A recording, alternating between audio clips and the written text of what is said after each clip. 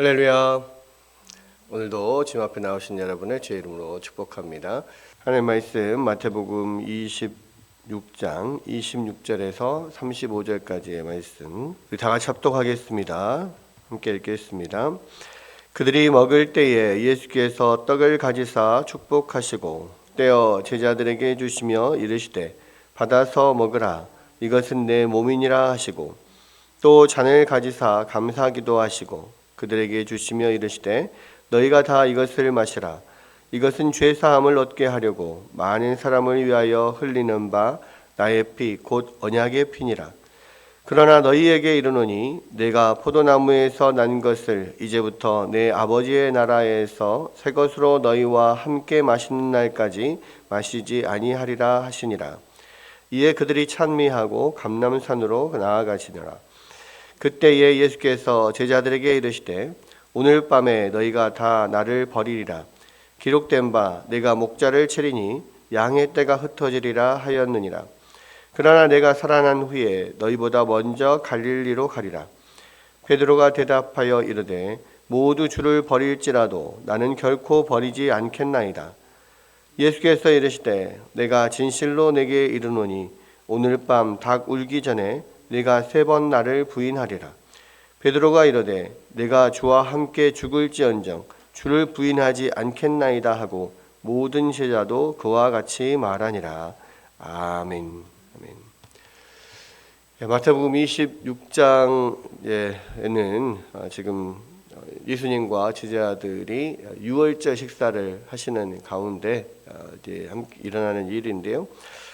특별히 이제 성찬을 제정하시는 그런 내용이 나옵니다. 26절에 보면 그들이 먹을 때에, 그러니까 유월절 식사를 지금 하시고 계시는 거죠.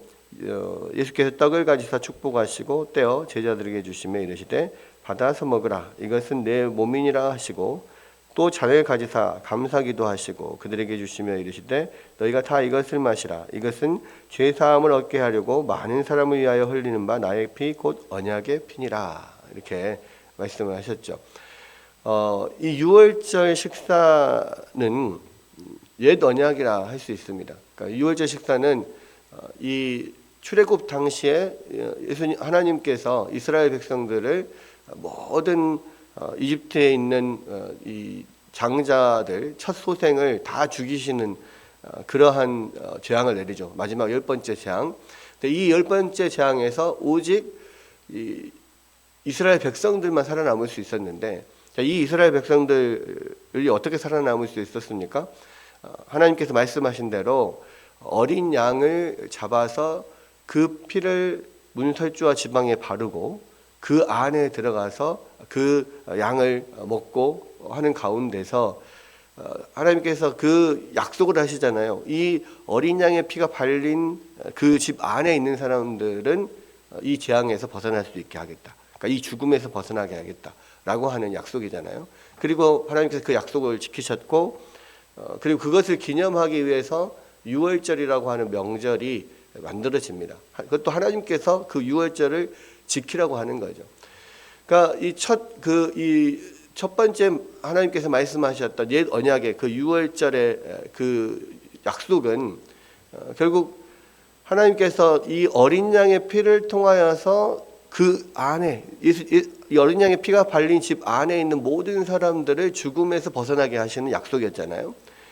이게 그 약속을 하시고 이루셨다는 것을 유월절 식사를 통해서 계속 기념하게 하셨는데 이제는 그 유월절 식사의 자리에서 예수님께서 다시 그 언약을 새로 바꿔주시는 겁니다. 그러니까 원래 그 유월절 식사가 이 상징하던 바를 그러니까 상징하던 바를 진짜가 무엇인지를 가르쳐 주는 거죠. 그게 뭡니까? 어린 양의 피가 아니라 예수 그리스도의 피로 그 이스라엘 백성들 또 그 집 안에 피가 발린 집 안에 들어가 있는 모든 사람들을 살리는 것 여기에 한정된 게 아니라 모든 인류 안에 이 예수 그리스도의 흘린 피를 믿고 그 안에 들어와 있는 모든 사람들을 살리겠다라고 하는 새 언약인 거죠. 그래서 이제 예수님께서 6월절 어린 양으로 십자가에 달리시면서 흘리시는 피와 그 찢기시는 살을 통하여서 그것을 믿음으로 먹고 마시는 자, 또 그것을 믿음으로 참여하는 자에게 새 생명을 주시겠다. 그 죽음에서 벗어나게 하고 새 생명을 주시겠다라고 하는 새 언약을 이 유월절 식사를 통하여서 다시 그 유월절 식사의 의미를 바꾸어 주시는 겁니다. 그래서 하나님께서 유월절 이 맏아들을 살리시는 10가지 재앙에서 마지막 10번째 재앙에서 그 죽음에서 벗어나게 하시는 그 10번째 재앙을 벗어난 것을 기념하도록 한 것처럼 이제 예수님께서 그 유월절 식사의 의미를 바꿔서 이제 예수님이 우리를 위해서 피를 흘리시고 우리를 그 모든 죄에서 벗어나게 하신 것을 기념하게 하신 거죠. 그래서 하나님이 유월절 식사를 통해서 그 하나님 하신 일을 기념하게 하셨듯이 예수님도 이 다시 바뀐 이 유월절 식사, 다시 바뀐 이 성찬을 계속 앞으로 하고 기념하도록 그렇게 하신 겁니다. 그래서 우리는 그 예수님의 피와 살을 통하여서 우리를 구원하신 유월절 어린 양으로 죽으신 그 주님의 일을 기억하고 그것을 기념하기 위해서 모든 교회, 모든 크리스찬들은 이 성찬을 계속해서 해왔다는 거죠. 그리고 지금도 우리가 여전히 그렇게 행합니다. 그래서 이제 우리가 이 다음 주가 고난주간이고요. 그 다음 주가 이제 부활절이거든요. 그러니까 이 부활절에 특별히 우리가 세례도 받고 또 성찬도 하고 주로 이렇게 많이 합니다. 그렇게 많이 하는 이유는 뭐냐면 예수님께서 바로 이 성찬을 제정하신 때가 이때였거든요. 그래서 주로 부활절 때 많이 하고 그리고 이제 예전 우리 초대교회 때는 항상 매주 모일 때마다 이렇게 성찬을 하면서 예수님의 우리를 구원하심을 피 흘리심을 기념했어요. 그래서 보통은 첫 번째는 말씀의 예배가 있습니다. 일부에는 말씀의 예배가 있고 이때는 믿는 사람, 믿지 않는 사람, 또 초청받은 사람 다 와서 예배를 드리고 말씀을 통해서 복음을 들었어요. 그리고 나서 이제 세례를 받지 않은 사람들은 다 돌아가고 세례를 받은 사람들만 남아서 2부 예배를 드립니다. 이게 이제 성찬의 예배죠. 이 떡과 포도주를 나누면서 예수 그리스도께서 당신을 기념하라 했던 것을 기념하는 예배를 드려요. 그래서 예전에는 초대교회 때는 항상 말씀의 예배와 성찬의 예배가 늘 같이 있었습니다. 그런데 이제 이게 시간이 지나면서 이제 함께 모이는 사람들이 많아지잖아요. 특히 이제 로마 시대 같은 경우는 다 이렇게 공식적으로 이 모임이 허락받지 않았기 때문에 각 집에서 그냥 가정에서 비밀리에 모인단 말이에요. 근데 이제 이 사람들이 많아지면 이 유월절 식사를 그러니까 성찬을 준비하는 것이 이제 쉽지가 않죠. 그리고 많은 사람들이 먹을 수 있는 양을 만드는 것도 지금 같이 모여서 예배드린 것도 힘든데 이 조용히 몰래 예배를 드려야 되니까 그런데 음식을 마련하기가 어렵습니다. 그리고 교회가 커지면 커질수록 더 어렵기 때문에 이게 이제 처음에는 진짜로 식사하는 자리에서 같이 식사하는 자리에서 이것을 기념을 했는데 그것을 이제 애찬이라고 하기도 하고 애찬하면서 또 성찬을 기념을 했는데 이제는 그렇게 하지 못해요. 그래서 그냥 성찬이라고 떡과 포도주를 먹는 그 의식만을 따로 떼서 그렇게 간단하게 준비를 하는 경우가 많았고 그리고 이제 그 이후에는 매주 하지 못하고 뭐 1년에 2차례 한다거나 뭐 1년에 4차례 한다거나 한 달에 한 번 한다거나 이런 식으로 되어 있고요. 현재 우리 장로교는 한국교회 같은 경우는 그냥 1년에 2차례 전반기 한 번, 후반기 한 번 이렇게 성찬을 합니다. 그런데 이제 종교개혁자들도요, 이 성찬은 자주 할수록 좋다라고 이야기를 합니다. 왜냐하면 매번 우리가 이렇게 예배를 드리면서 매번 예수 그리스도의 십자가를 늘 묵상하지는 못하잖아요. 왜냐하면 말씀을 나눌 때 이 뭐 구약을 나누기도 하고 신약을 나누기도 하고 물론 그 예수 그리스도의 십자가와 계속해서 연결해서 이야기는 할 수는 있습니다만은 그럼에도 불구하고 매주 예수 그리스도의 십자가를 이야기하지 않는 경우도 있거든요. 그러한 면에서 말씀의 예배로만 계속 예배를 드리는 것은 아무래도 그러한 예수님의 우리를 위해서 죽으심을 매주 기억하지 못하기 때문에 그래서 더 자주 이 성찬을 통해서 예수님의 십자가를 기억하는 것이 좋다라고 이야기를 한 겁니다. 근데 이제 많은 경우에 이제 그거를 매주 하기 어려운 부분들이 많기 때문에 그렇게 하지 못하고 실제로 지금 이제 장로교회에서는 1년에 2차례 정도 이렇게 하는 거고요. 그리고 이제 그렇게 성찬 제정을 하시고 그리고 이제 찬미하고 감람산으로 가셨다. 그렇게 되어 있죠. 감람산으로 이제 왜 가셨을까요? 네. 이제 가서 이제 감람산의 마지막 겟세마네 기도를 하시고 거기에서 잡히시기 위해서 가시는 겁니다. 드디어는 이제 가룟 유다가 이 성찬을 하는 자리, 유월절 식사를 하는 자리에서 요한복음에 보면 예수님께서 이 빵을 찍어서 빵을 찍어서 가룟 유다에게 주시면서 네 할 일을 해라 이야기를 했을 때 그거 떡을 받고 유다가 나가잖아요. 그 나가서 이제 대제사장들과 그 종들에게 예수를 빨리 지금이다. 사람 없을 때 새벽에 방해하지 못할 때 잡으러 가라. 그리고 예수님은 항상 예루살렘에 오시면 가서 꼭 기도하는 장소가 있다. 그 감람산에 기도하는 장소가 있거든요. 거기 이제 겟세마네, 우리가 겟세마네라고 이야기하는 거. 제자들만 아는 곳이죠.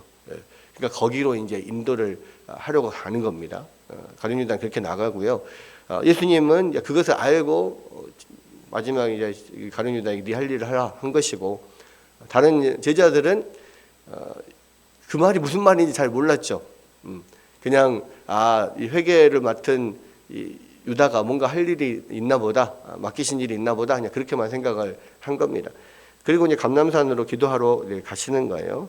그러면서 이제 31절부터 35절까지는 예수님께서 또 말씀을 하시죠. 제자들에게 오늘 밤에 너희가 다 나를 버리리라 이렇게 이야기를 합니다. 제자들이 또 깜짝 놀라죠. 그러면서 이게 왜 그렇게 되냐? 성경에 기록된 바 내가 목자를 치리니 양의 떼가 흩어지리라 하였느니라. 그러니까 성경에서 이 스가랴 말씀인데요. 이 말씀은 결국 지금 이때를 위하여서 기록된 것이다. 이때를 지금 묘사하는 것이다. 지금 이야기를 하고 있어요. 그래서 하나님의 목자를 치실 것이고 그리고 그 양떼들이 다 흩어질 것이다라고 하는 게 오늘 밤에 일어날 거다. 지금 그렇게 이야기를 하면서 그러나 내가 살아난 후에 너희보다 먼저 갈릴리로 가리라 그랬습니다.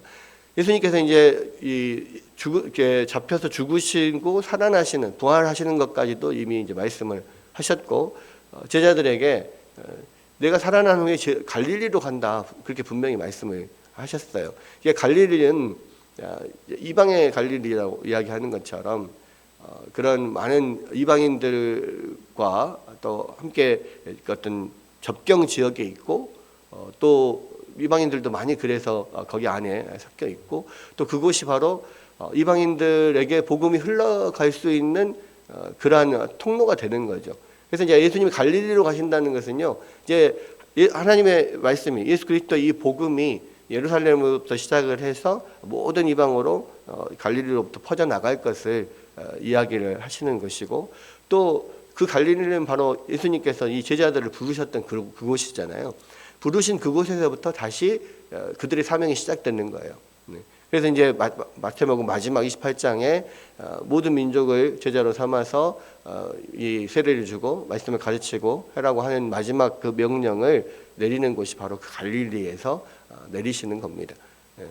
그렇기 때문에 이제 제자들이 예수님 부활하신 이후에 또 예수님이 다시 한번 갈릴리로 가라고 해서 또 갈릴리로 가는 그런 것들이 있고요.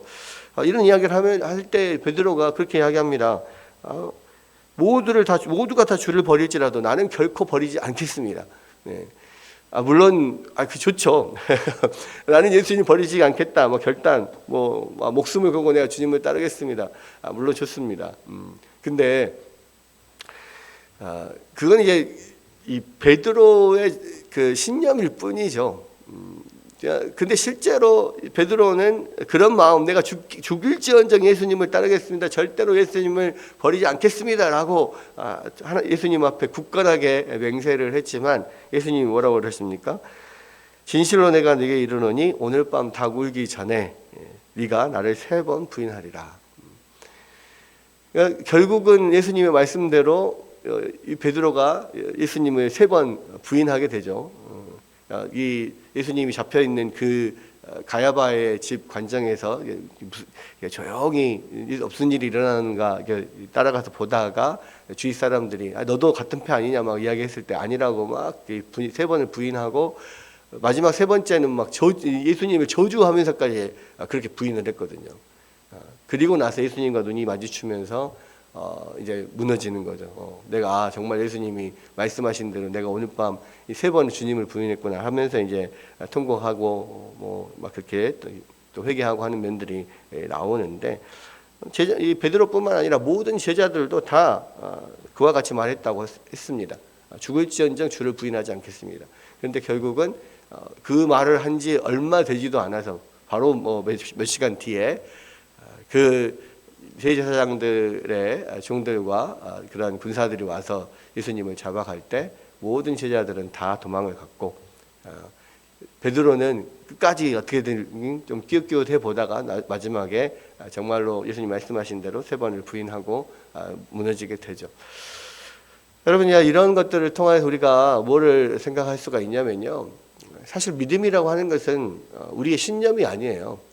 내가 믿음이 좋다라고 하는 것은 내가 의지가 굳건해서 절대로 흔들리지 않는 그런 시몬스 같은 그런 흔들리지 않는 그런 믿음, 나의 의지가 굳건함, 이런 것들이 믿음이 강한 게 아니라고요. 왜냐하면 믿음은 하나님이 주시는 거거든요. 그래서 믿음이 강하다는 것은 결국 뭐냐면 내가 신념과 의지가 강하다는 게 아니에요. 베드로처럼 신념과 의지가 강한 사람들 다 무너집니다. 그러면 어떤 사람들이 무너지지 않느냐?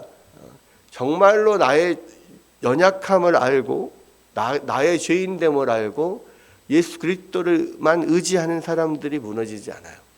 왜냐하면 나의 능력이 아니고 예수님의 능력으로, 예수님이 주시는 그 마음으로 예수님을 붙드는 것이기 때문에. 그리고 결국은 이 믿음이 좋다라고 하는 것은 뭐냐면, 예수를 믿는 믿음이라고 하는 게 뭐냐면 나의 죄인됨을 인정하는 거거든요. 예수님께서 흘리신 피, 언약의 피가 너희의 죄를 사하기 위한 언약의 피라고 그랬어요. 그렇죠.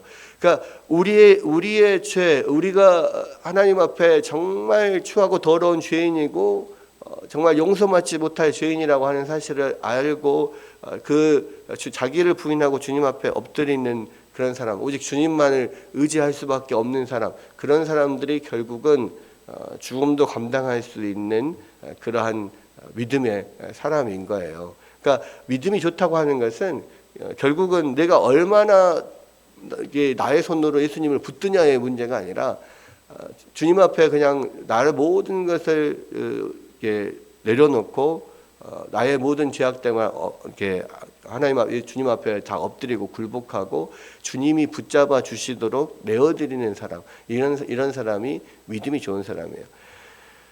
3살짜리 어린아이가 아빠를 붙들어 봐야 얼마나 힘있게 붙들겠습니까? 아무리 힘이 좋아도, 자기 의지가 아무리 좋아도 뭐 힘있게 붙들 수 없거든요. 근데 아빠가 그 아이를 잡아주면 그 아빠의 힘에 의해서 어떻게든 떨어지지 않고 있을 수 있단 말이에요. 그런 거예요. 자기가 내가 할 수 있어, 아빠 내가 할 수 있어, 이게 아니라 나를 잡아주세요, 나를 붙들어 주세요. 그랬을 때 예수님이 단단히 붙들어 주실 때 우리의 믿음이 유지가 될 수 있는 겁니다. 그것이 믿음이 좋은 사람이고 강한 사람이에요. 그래서 이 베드로나 뭐 제자들처럼 자기의 믿음, 자기의 신념, 의지를 의지하면 결국 자기 의를 의지하는 거거든요. 그런 사람들은 반드시 실패합니다. 그러나 우리가 오직 예수 그리스도를 붙잡을 때 주님 앞에 엎드리고 굴복하고 오직 주님의 도우심만을 구하며 주님 주신 능력으로, 나는 아무런 능력이 없지만 주님 주신 능력으로 내가 열심히 순종하며 이 일을 감당하겠습니다라고 할 때 우리가 더 힘있게 또 이 일들을 할 수가 있는 거거든요. 오늘 다시 한번 이 말씀들을 생각하면서 예수님께서 우리를 위하여서 하신 일을 기억하고 그 주님 앞에 온전히 우리를 드리고 주님께서 우리를 붙잡아 주시도록 늘 간구하는 여러분들 되시기를 주의 이름으로 축원합니다.